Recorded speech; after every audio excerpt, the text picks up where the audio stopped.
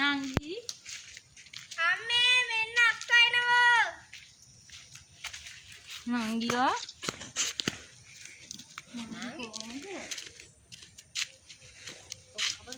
නංගි ඇයි එන්නේ? පැනලා ගියා වගේ ඇයි එන්නේ? ඈ පැනලා ගියා නම් ඇයි අම්මේ ආයි එන්නේ මොකටද? කවුද එන්න කිව්වේ? මොකද උනේ? ඈ කවුද යන්න කිව්වේ පැනලා?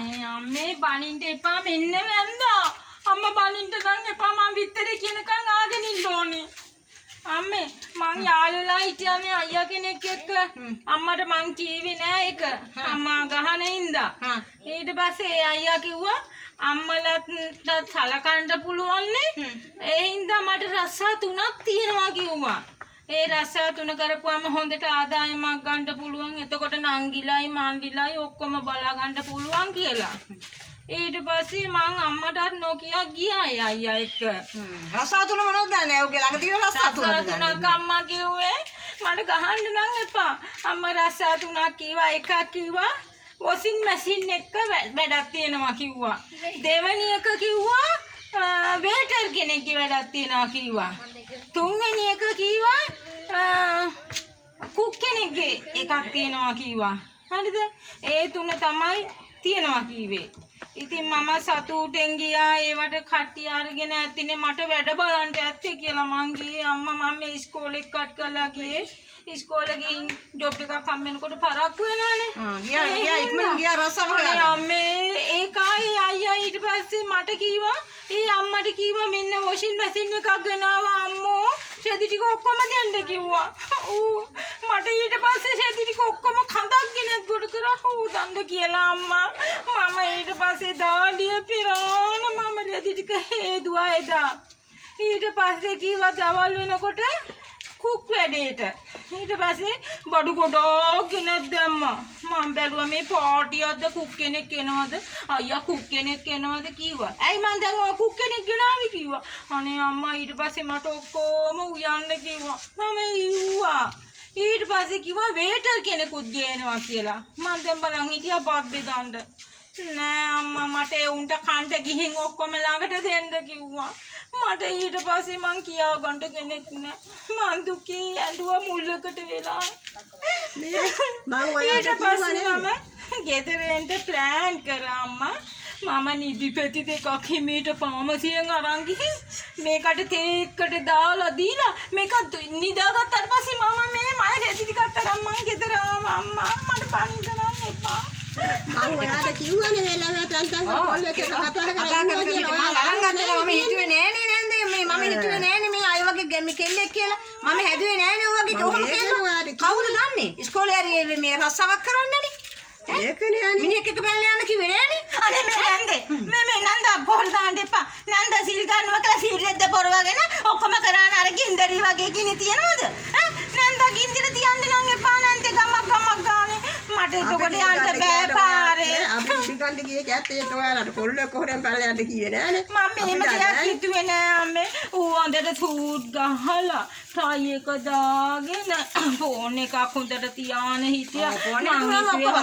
එක දුන්නාම හොඳටම හරි ෆෝන් එක තුනනම් හරි මිනිහෙක් තමයි හොඳ පෝසත් එකෙක් කියලා මම හිතුවේ ඒකයි මට මෙහෙම වුණේ අන්තිමට මේක අරන් ගිහින් තියන්නේ උන්ගේ ගෙදර වැඩකාරකමටයි රෙදි හොදන්නටයි උන්ට ගිලින්ට බත් ටික බෙදන්න හරියන්න මට මාස්ටර් එකක් දීලා මේ එවද දන්නෙත් නෑනේ මට මං ඒක ළඟටවත් ගත්තේ නෑ මං ගෙදර වැඩ ගත්තා නිසා මං ළඟටවත් ගියේ නෑ ඒක තමයි මං හොඳටම නිදි කරලා ආවේ මේක යා වැඩකාරකමට එක්ක ගිහින් බලාට ඔය වෙලා මදි ඉගනු පාරේ ඉගෙන ගන්න පෙන්නන්නේ රස්සාවක් කරන් දෙන්න නේ ඒක තමයි අර පොඩියවවත් හදා ගන්න විදියක් නැති වෙනවා නේද අර චූ අර මේ පොඩි ළමයි දෙන්න උන්ද නැති ඊට පස්සේ මේ ඔයගේ ඒවා කරනවනේ මොලේ නැති කමනේ කොහමද හැදුවේ ඉස්කෝලේ ගිහලා දුක් මහන්සි වෙනවා මේ පොත්පත් අරන් දීලා බොහොම අමාරුවෙන් හැදුවේ ඉඳගෙන ඇයි අම්ම කරන්නේ දැන්වත් හැදියම් දුවේ ඇයි ඔය කරන්නේ අම්මා බැන්නොත් එහෙම මං කෝච්චියට පයින් එකක් පයින්නවා අම්මා මට නම් දැන් එපා වෙලා ඉන්නේ දැන් හිතා ගන්න ඕන මුලදී ඔබ හිතා ගන්න ඕන මුලදී දැන් ගම කීතියලා නම් මට දන්නවනේ දැන් ඒක තමයි කියන්නේ මේ ගමේ මිනිස්සු hina වෙනවා එහෙන් ලැජ්ජා වෙලා දැන් අපිට තියෙන පාර බහැලා යන්න විදියක් නෑ. ඉතින් මේ නන්දනේ කිසිලා මෙහෙම බෙරේ ගහලා තියෙනවා. බෙරේ ගහලා නෑ සෙඩ් බොරු කියන මේ මනින්න එපා නේ නෑ. ඉතින් අම්මා તો ඉඳගෙන මේ බෙරේ ටකේ බෙරේ නෑ බෙරේ දෙන්නේ නෑනේ. අම්මා ටකේ හොල්ලනවානේ. ඉතින් ටකේ හොල්ලන්නේ නෑනේ. දූලා මේ හොඳට කරන්න ටකේ හොල්ලන්නේ නෑනේ. අනේද කියන්නේ. අපි දැකපු හින්දා ඉතින් එහෙම නෙමෙයිනේ කියන්නේ ගේ ඇතුළට අරගෙන මෙහෙමයි කියලා මෙහෙම කනට කියලා කියන්නේ බෑ. මේ ගම පුරාම හෙල්ලන්නේ ටකේ හොල්ලන්නේ. ඉතින් පැල්ල ගියේ ඉතින් මේ ටකේ හොල්ලන්නේ නෙවෙයි පැල්ල ගියාම මිනිස්සු අහනවනේ දැන්. කෝ දුවේ. කෝ වැදගත් කමර හදපු දුව කෝ. හොඳට ඉගෙනනවා. කෝ දුව කියලා අහනවනේ. එතකොට මොකද දැන් උත්තරේ මොකද්ද? මිනිස්සු හිනා වෙනවා. මං ඉතින් හිතුවා අම්මට සලකාගෙන නංගිලා මල්ලිලාට සලකන්නේ ඉඳ ඒක අය වගේ පිංගුත්තරේ කියලා දැනගත්තා නම් මං කීයටවත් යන්නේ නෑ. දැම්මත් මොලේ පෑදවල නම් හොඳයි ඉතින් නේද? මම බයිනවා නම් මං යනවා එන්න කෝච්චියට බනින්න මොන මගුලක්ද?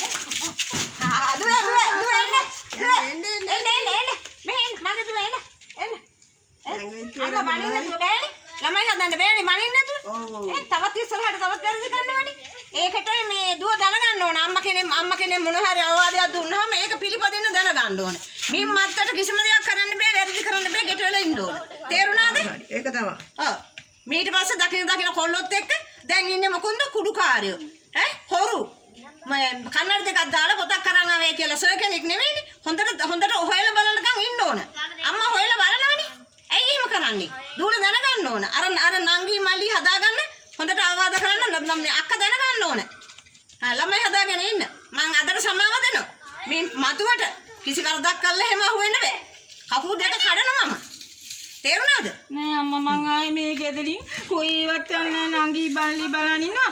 අර මෝඩයා ආවොත් එහෙම කැත්ත ගන්න මම බලා ගන්න ආවොත් මේ මං ගෙදි ටිකක් අරගෙන ආවේ බාලා. දැන් ගෙට ගිහිල්ලා මොන හරි කරගෙන නංගි මල්ලි බලාගෙන හොඳට ඉන්න පුළුවන්. මින් පස්සේ ඒක දැක්කොත් එහෙම පාරේ යනවා හොරෙන්වත් බලන්න බෑ. හරි මම බලා ගන්නම් ඉතුරු ටික. මේ එච්චරයි යන ගෙට දැන්. ආයෙ හැක්කලා උකුන් දිහා බලන්නේ මට අප්‍රසන්නම වුණා. ඔයා ආවත්තේ මම ගහලා පන්නන්න. ඔව් ගහලා පන්නනවා.